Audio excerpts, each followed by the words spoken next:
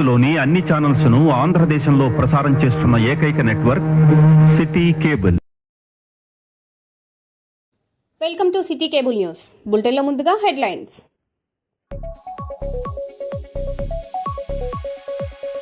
దిల్సుఖ్ నగర్లో అర్ధరాత్రి Malkajgiri CP Sumathi special operation.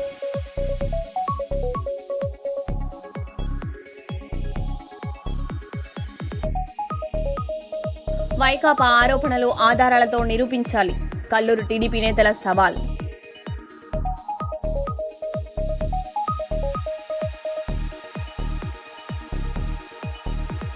Hyderabad Modi సభకు భారీగా తరలిరావాలి.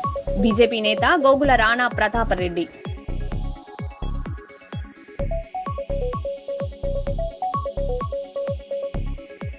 మూడు రోజుల పాటు ఆదిలాబాద్ లో goal shot ball national sports కు కర్నూలు బాలిక ఎంపిక.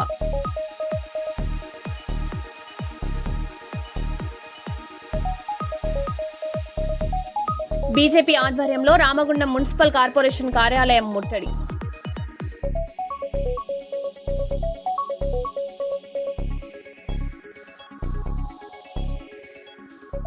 ఇక వివరాల్లోకి వెళ్తే, నర్సంపేటలో మే 12న వీర తెలంగాణ రైతాంగ సాయుధ పోరాట యోధుడు కామ్రేడ్ మద్దికాయల ఓంకార్ శత జయంతి ముగింపు బహిరంగ సభ నిర్వహించనున్నట్లు జిల్లా కార్యదర్శి పెద్దారపు రమేష్ తెలిపారు. సిటిజన్ క్లబ్ ఆవరణలో జరిగే ఈ సభకు జాతీయ, రాష్ట్ర స్థాయి వామపక్ష నాయకులు హాజరవుతారని పేర్కొన్నారు. ప్రజలు పెద్ద ఎత్తున పాల్గొని సభను విజయవంతం చేయాలని పిలుపునిచ్చారు.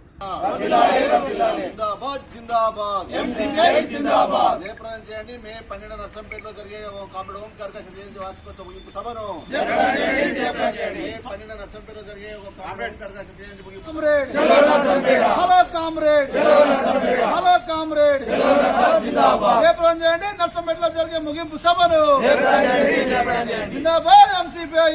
Hello comrade, hello comrade. ఓకేనా అన్న? ఓకే.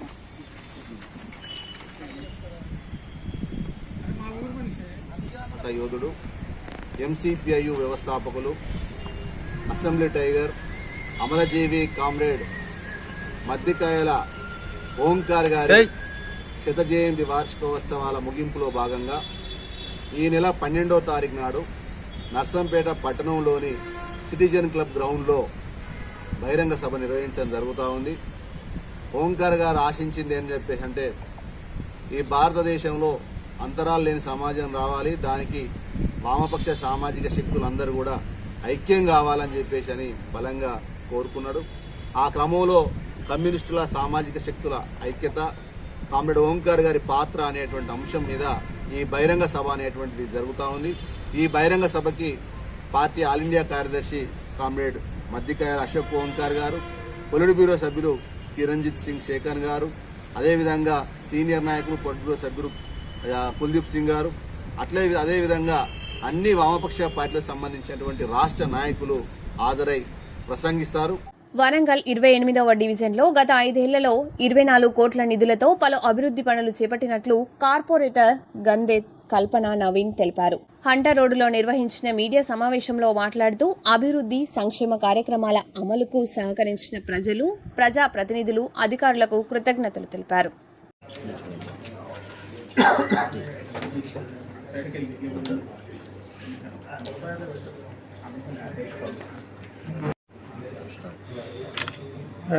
ఒక 2 minutes.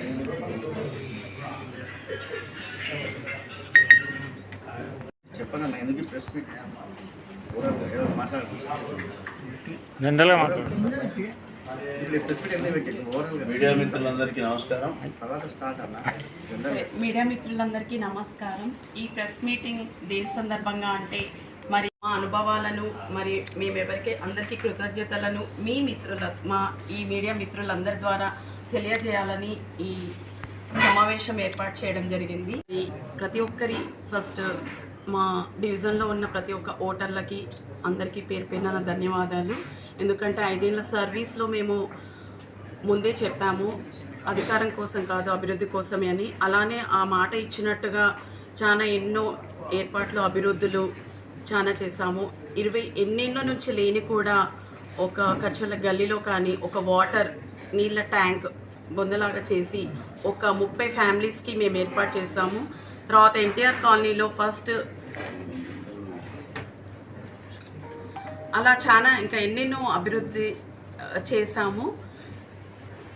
సో ఇప్పటివరకు అయినాయి మొత్తం 24 crores వర్క్ మాకు ఉండింది. కానీ దాంట్లో మాత్రం 6,30,00,000 మాత్రమే వర్క్ జరిగింది. మిగతా అన్ని కొన్ని ప్రాసెస్లో ఉండి అగ్రిమెంట్ కాలేక, కొన్ని ఏమో అగ్రిమెంట్ అయి కూడా కాంట్రాక్టర్స్ డిలే అవ్వడం వల్ల అలా కొన్ని పనులు ఆగిపోయాయి.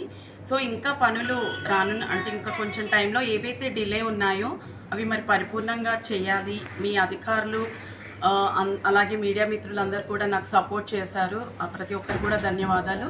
అలాగే గతంలో ఎక్స్ఎమ్మెల్యే కానీ, ఇప్పుడున్న మినిస్టర్స్కి కానీ, అలాగే మేయర్ గారికి కానీ, అలాగే ప్రత్యేకంగా అధికారులు ఏఈడిఈ, ఈవెన్ మెయిన్గా ముఖ్యంగా లైటింగ్ డిపార్ట్మెంట్కి కానీ, ఇంకా మున్సిపాలిటీ సిబ్బందికి కూడా కానీ, పారిశుద్ధ కార్మికులకు కూడా నేను ప్రత్యేక వారికి మాత్రం ధన్యవాదాలు తెలుపుతున్నాను. ఎందుకంటే 5 yearsలో పంచభూతాలు అన్నట్టుగా లైటింగ్, తర్వాత డ్రైనేజ్, రోడ్ రిపేర్ కానీ, రోడ్ అంటే కన్స్ట్రక్షన్స్ అభివృద్ధి చేయడం, ఇలాంటివి 5 ఎక్కడ కూడా ఏ లోటు లేకుండా మేము ఎప్పుడు కాల్ చేసినా కానీ మాకు అందుబాటులో ఉన్న ప్రతి ఒక్క డిఫరెంట్ రిలవెంట్ డిపార్ట్మెంట్ ఆఫీసర్స్ అందరికీ కూడా మరి నేను ప్రత్యేక ధన్యవాదాలు తెలుపుతున్నాను. నేను నా డివిజన్ లోపల దాదాపు 95% పని చేయడం జరిగింది. దీని లోపల నాకు సహకరించినటువంటి ప్రజలు కానీ, నా ఎమ్మెల్యే మిత్రులు కానీ, నా తోటి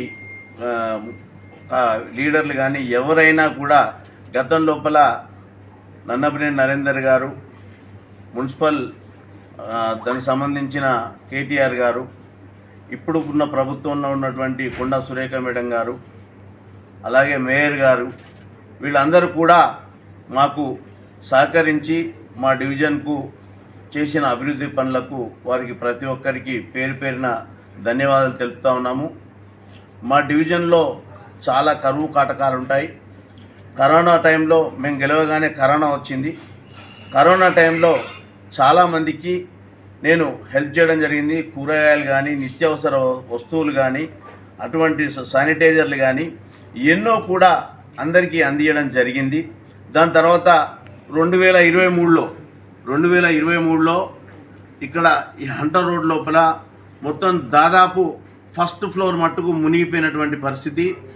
NTR colony, Santoshi Mata colony, Sainagar colony, Brindavan colony, Bhadrakali colony, SC colony, ఇవన్నీ కాలనీలు ఉన్నాయి. ఈ నీట మునిగి జరిగింది.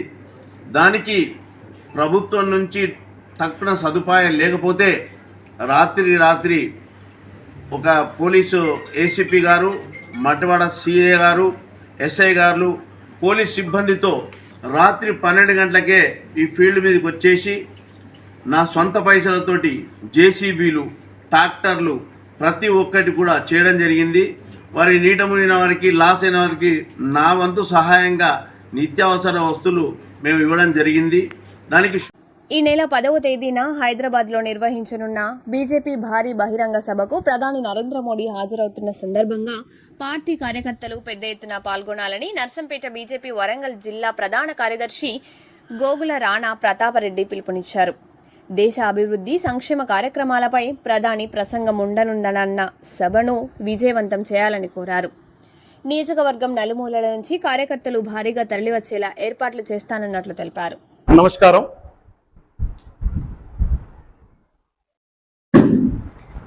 ఈనాడు మన భారతదేశంలో ఉన్న అన్ని రాష్ట్రాలలో విజయకేతనం ఎగరేయడానికి మరియు భారతదేశాన్ని అంతటి కూడా రామరాజ్యం తీసుకొస్తూ ప్రతి రాష్ట్రంలో కూడా డబుల్ ఇంజన్ సర్కార్ ఏర్పడే విధంగా, ముఖ్యంగా అంత్యోదయ్ అంటే చిట్ట చివరి వ్యక్తికి కూడా అన్ని ప్రభుత్వ పథకాలు, సంక్షేమ పథకాలు అంది భారతదేశం అంతా కూడా సస్యశ్యామలం అయ్యే విధంగా పరిపాలన అందిస్తున్న ప్రపంచ ప్రియతమ నాయకులు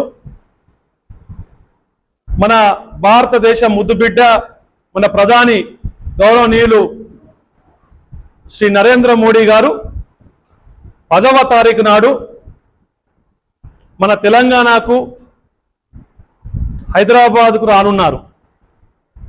మరి ఆ సందర్భంగా పెరేడ్ గ్రౌండ్స్లో ఏర్పాటు చేసిన భారీ బహిరంగ సభకు నర్సంపేట నియోజకవర్గం నుంచి అన్ని వర్గాల ప్రజలు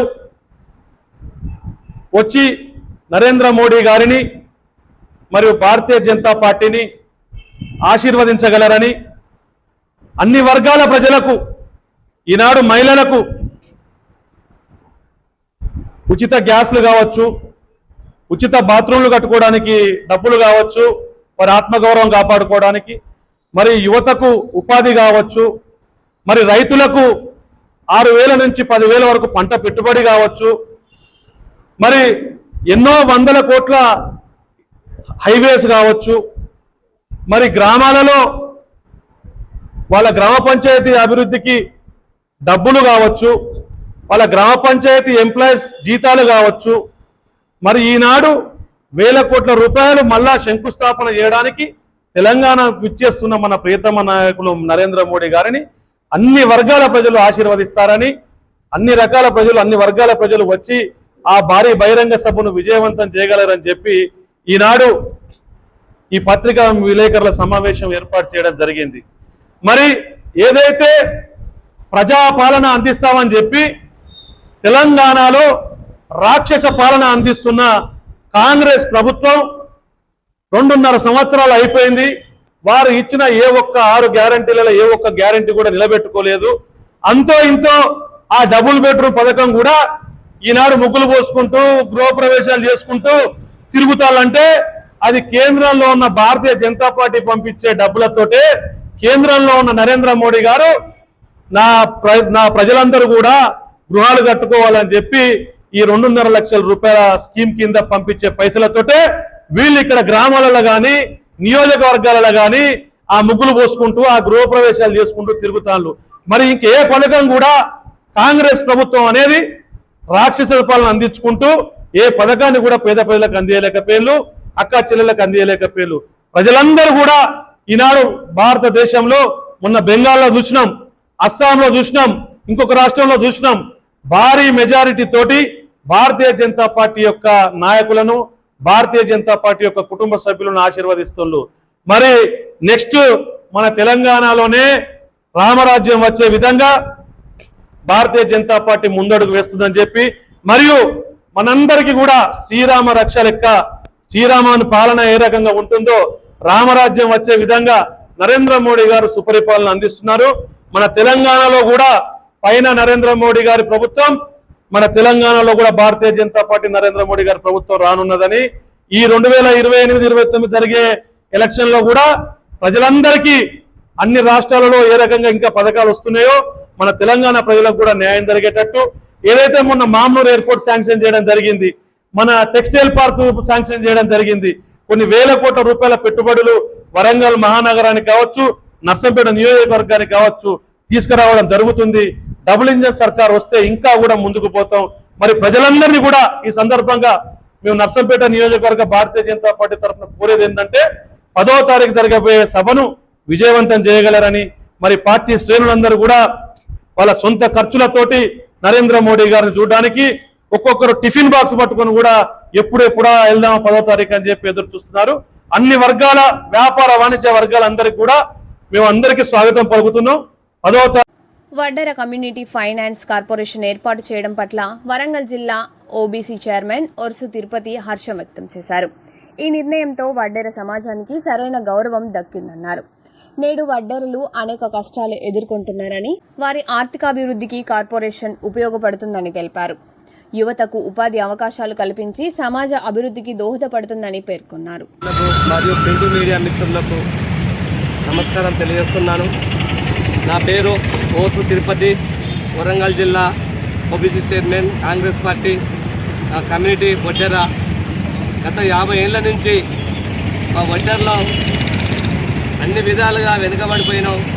మా వడ్డెర జాతి సమాజ శ్రేయస్సు కోసం, సమాజం కోసమే శ్రమించి ఎందుకంటే ఆధునిక యంత్రాలు లేని రోజులలో మేము ఎక్కడ రోడ్లు ఉంటే అక్కడ గుడిసెలు వేసుకొని గుడాలు వేసుకొని బండలు కొట్టి రోడ్లు వేసాం, చదువుకోవడానికి బళ్ళు కట్టాం, మేము నీళ్లు తాగడానికి బాయిలు తవ్వాం, వ్యవసాయానికి ఆధునిక ప్రాజెక్టులు కట్టాము. మేము ఒడ్డర్లు లేనిదే దేశం మనగా లేదన్నట్టుగా ప్రతి శ్రమలో ఒడ్డర్లమే ఉన్నాం, శ్రమించి పనిచేసాం. కానీ ఆ నాటి నుంచి నేటి వరకు ఏ ప్రభుత్వాలు కూడా మమ్మల్ని ఒక ఓటు బ్యాంక్గా వాడుకుంటున్నాయి తప్ప మమ్మల్ని గుర్తించి మాకు సరైన ప్రాతినిధ్యం కల్పించట్లేదు. గత 50 ఏళ్ళ నుంచి అయ్యా మేము విద్యాపరంగా వెనకబడి ఉన్నాం, మేము ఆర్థికంగా బాగా వెనకబడిపోయినాం, మా కుల వృత్తులు అడగట్టిపోయినాయి, మా కుల వృత్తులన్నీ ధనికుల క్షేత్రంలో పోయినాయి. కనీసానికి మాకు ఫైనాన్స్ కార్పొరేషన్ ఏర్పాటు చేసి మా కులానికి ఆ ఫైనాన్స్ కార్పొరేషన్ ద్వారా కొంత బడ్జెట్ కేటాయించి మా కులానికి లోన్లు ఇస్తే చిన్న చిన్న చిరు వ్యాపారాలు చేసుకొని మా జాతి బతకానికి గత 50 ఏళ్ళ నుంచి కూడా మొరబెట్టుకుంటున్నాం. ఆ మొర ఇవ్వాలా గౌరవ రేవంత్ రెడ్డి గారు ఆలకించి వారు ఈరోజు మాకు ఒడ్డెర ప్రత్యేక ఫైనాన్స్ కార్పొరేషన్ ఏర్పాటు చేశారు, నిన్న ప్రకటించారు. దానికి మా ఒడ్డెర కులబిడ్డ అయిన గుంజే రేణుక గారిని నల్గొండ జిల్లా ఎక్స్ జడ్పీటీసీ మంచి హనుమకొండలో రాష్ట్ర స్థాయి మెగా రైతు మేళా 2వ రోజు కొనసాగుతుంది. ఆర్ట్స్ అండ్ సైన్స్ కళాశాల మైదానంలో నిర్వహిస్తున్న ఈ కార్యక్రమంలో వ్యవసాయ రంగానికి చెందిన ప్రముఖులు పాల్గొన్నారు. రైతులకు సరికొత్త వ్యవసాయ పద్ధతులు, సాంకేతికతలపై అవగాహన కల్పిస్తూ వివిధ స్టాళ్లు ఆకట్టుకున్నాయి.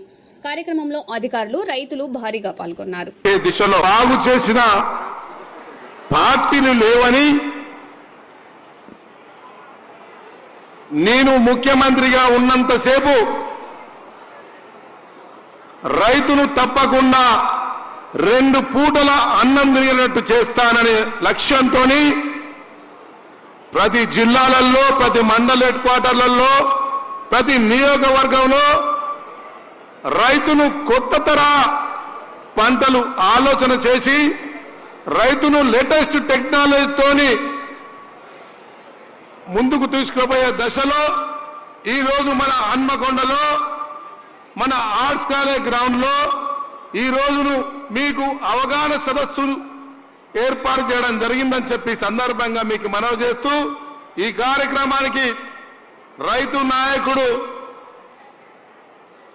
24 గంటలు రైతుల గురించి, భూముల గురించి, పంటల గురించి ఆలోచన చేసే మా నాయకుడు కోదండరెడ్డి గారికి, అదేవిధంగా మా విత్తనాల శాఖ రాష్ట్ర అధ్యక్షులు మా అన్వేష్ రెడ్డి గారికి, వేదిక మీద ఉన్న సైంటిస్టులందరికీ, అఫీషియల్స్ అందరికీ, మా ఆయిల్ ఫెడ్ డిపార్ట్మెంట్కు మరియు ఈ కార్యక్రమాన్ని అన్ని ఏర్పాటు చేసినటువంటి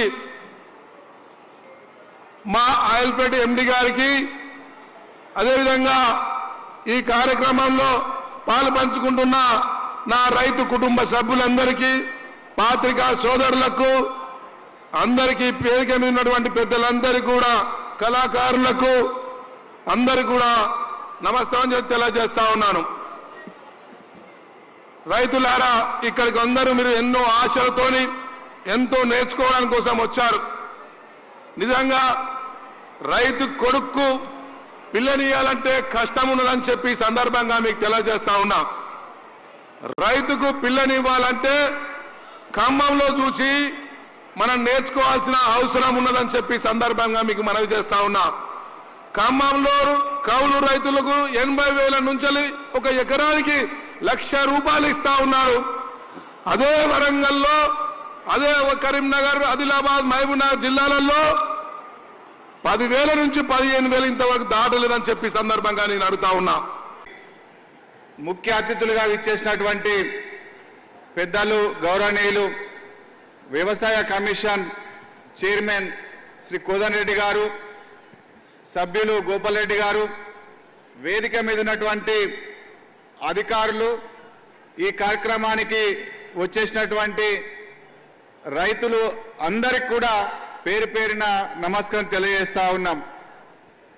ఈ కార్యక్రమం నిర్వహించడం అనేది రైతులలో ఒక అవగాహన కల్పించి వ్యవసాయంలో వస్తున్నటువంటి మార్పులను వాటిలో వస్తున్నటువంటి ఇబ్బందులను అధిగమించి ఏ రకంగా ముందుకెళ్ళాలి, ఏ రకంగా వ్యవసాయం చేస్తే బాగుంటుంది అనేటువంటి ఒక ఆలోచన, అవగాహన రైతులలో కల్పించాలనేటువంటి ఉద్దేశంతో రాష్ట్ర ప్రభుత్వం తీసుకున్నటువంటి కార్యక్రమం ఇది. ముఖ్యంగా ఇవాళ తెలంగాణ వ్యాప్తంగా ఒక చర్చ జరుగుతూ ఉన్నది. పంటల మార్పిడి వైపు జరగాలి, ఒకే పంట కాకుండా మిగిలిన పంటలు కూడా సాగు చేయాలి అనేటువంటి ఒక చర్చ జరుగుతూ ఉన్నది. అది ఎందుకు జరుగుతూ ఉన్నది? మన తెలంగాణలో దాదాపు 1,35,00,000 ఎకరాలు ఇవాళ పంటలు సాగవుతా ఉన్నాయి. అందులో ప్రధానంగా 60 లక్షల ఎకరాలు వరి పంట సాగవుతున్నది, 40 లక్షల ఎకరాలు పత్తి పంట సాగు చేస్తూ ఉన్నాం. ఇక్కడ 1 కోటి ఎకరాలు వెళ్ళిపోయింది, మిగిలిందంతా కూడా తక్కువ మొత్తంలో పంటలు పండిస్తూ ఉన్నాం. మరి మన దగ్గర మిగిలిన పంటలు పండకనా కేవలం వరికి ఎందుకు వెళ్తా ఉన్నాం, కేవలం పత్తికి ఎందుకు వెళ్తున్నామో ఒక్కసారి మనం ఆలోచన చేయాలి. ఇవాళ వరికి వచ్చేసరికి నీళ్లు ఫ్రీగా వస్తున్నాయి, కరెంటు ఫ్రీగా వస్తుంది. బీహార్ వాళ్ళు, ఒరిస్సా వాళ్ళు వచ్చి నాట్లు వేస్తా ఉన్నారు, కటింగ్ చేయడానికి మిషన్ వస్తున్నది, కొనడానికి ప్రభుత్వం ఉంది, 2 రోజులు డబ్బులు వస్తూ ఉన్నాయి. కాబట్టి ఇది ఈజీ పంట కాబట్టి మనము వరికి వెళ్తా ఉన్నాం. మిగిలిన పంటలలో మార్కెటింగ్ సమస్య, కోతుల సమస్య, రకరకాల ఇబ్బందులతోటి మనము ఒక ఈజీగా ఇబ్బంది లేకున్నటువంటి పంటను మనము వరిని సాగు చేస్తూ ఉన్నాం. మరి ఇది ఈ రకంగా వరినే మనం సాగు చేసుకుంటూ పోతే రేపు భవిష్యత్తులో ఎట్లుంటుందో ఒకసారి ఆలోచన చేయాలి. ఎన్నడైనా ఒక 50 సంవత్సరాల నుంచి మనం గమనిస్తే ఎన్నడైనా వానాకాలం వరి సాగుకు, యాసంగి వరి సాగుకు చాలా వ్యత్యాసం ఉండేది. కానీ ఇవాళ గత 2-3 సంవత్సరాల విత్తనం, వ్యవసాయానికి ప్రధానమైనటువంటి అంశము విత్తనమే. ఈ విత్తనాలకు కూడా పరిస్థితి ఎట్లయిపోయిందనంటే, ఒకనాడు మనమే ఇళ్లలో మన విత్తనాలను మనమే నెక్స్ట్ సీజన్కు ఉంచుకొని వాడుకునే స్థితికి ఇవాళ రైతు సమాజం వచ్చింది. దీనికి కారణం అనేక రకాలైనటువంటి అపోహాలు, అనేక రకమైనటువంటి ప్రలోభాలకు పెట్టి ఈ పంట వేస్తే అధిక దిగుబడి వస్తుంది, ఆ పంట వేస్తే, ఆ విత్తనం వేస్తే ఎక్కువ దిగుబడి వస్తుంది అని చెప్పేసి మనల్ని అటువైపు చేసి చాలా దగ్గర నష్టపోతున్నటువంటి సమస్య ఉన్నది. అన్ని శాఖల వాళ్ళు ఈరోజు ఇక్కడ గుమగూడెండ్రు. అందుకే ఇది ఉపన్యాసాలు ఇచ్చే వేదిక కాదు. మీతో ముఖాముఖి మాట్లాడితే ప్రభుత్వం పాలసీ ఏమిటి, మీకుండే ఈతి బాధలేమిటి, మీకు కావలసిన సదుపాయాలేమిటి అనేది మాట్లాడుకోవడానికి అవకాశం ఉంటుంది. వేదిక పైన ఆసీనులైన సీడ్ కార్పొరేషన్ అధ్యక్షులు ఆన్వేష్ రెడ్డి గారు, అదేవిధంగా అగ్రికల్చర్ ఫార్మర్ వెల్ఫేర్ కమిషన్ సభ్యులు గోపాల్ రెడ్డి గారు, ఇది ఆయిల్ ఫెడ్ చైర్మన్ మంచి ఆవేశంగా, ఉత్సాహంగా మీకు సందేశం ఇచ్చిండు రాఘవరెడ్డి గారు. అదేవిధంగా మా కిసాన్ కాంగ్రెస్ నాయకులు వెంకటరెడ్డి గారు, సురేందర్ రెడ్డి గారు, దేవేందర్ గారు, రమణారెడ్డి గారు, ముఖ్యంగా అధికారులు, వ్యవసాయ అడిషనల్ డైరెక్టర్ నరసింహారావు గారు, రెవెన్యూ అడిషనల్ కలెక్టర్ రవి గారు, జిల్లా వ్యవసాయ అధికారి రవీందర్ సింగ్ గారు, Telangana seed organic director Kiran గారు, ట్రెజరీ అధికారి శ్రీనివాస్ గారు, అదేవిధంగా ఒకే మహిళా అధికారి పేరు ఇక్కడ రాసింది. చాలా మంది మహిళా అధికారులు ఉన్నారు. అనసూయ గారు, మిగతా మహిళా అధికారులందరూ కూడా. ఇది ఈ ప్రభుత్వం రైతు ప్రభుత్వం, పాలనలో భాగంగా 99 రోజుల పాటు ప్రజల దగ్గరికి అధికారులు, ప్రజాప్రతినిధులు, శాస్త్రవేత్తలు అందరూ కూడా ఒకేసారి 99 రోజులు వివిధ శాఖలకు సంబంధించిన విషయాలు క్షేత్రస్థాయిలో వాళ్ళతో కలిసి మాట్లాడడానికి చేసిన ఈ కార్యక్రమం మీ అందరికీ మనవి చేస్తా ఉన్నా. గతంలో ఎప్పుడు కూడా ఏ ప్రభుత్వాలు కూడా అధికారులు, ప్రజాప్రతినిధులు ఇన్ని రోజుల పాటు. మరో బులెటిన్లో మళ్ళీ కలుద్దాం. Stay tune.